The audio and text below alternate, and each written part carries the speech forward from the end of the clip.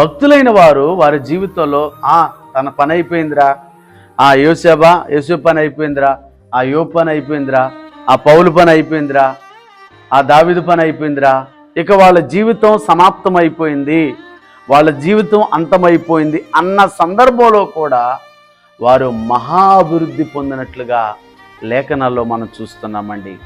దేవుని బిడ్డలారా, శోధకుడు మనల్ని ఎంత శోధించినా, శత్రువులు మనల్ని ఎంత కృంగదీసినా, మన రక్త సంబంధికులే మనల్ని ఇబ్బంది పెట్టినా, పరిస్థితులే మనకు ప్రతికూలంగా మారినప్పటికీ దేవుడు ఖచ్చితంగా నీ జీవితంలో అద్భుతాలు చేస్తాడనే విషయాన్ని మర్చిపోకూడదండి.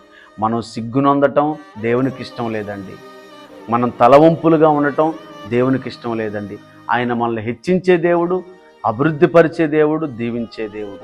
కాబట్టి భక్తులందరినీ మీరు చూడండి, ఈ ఆదికాండం నుంచి ప్రకటన గ్రంథం వరకు నా భక్తులందరూ చూడండి, తన ప్రజలైన వారు ఒకానొక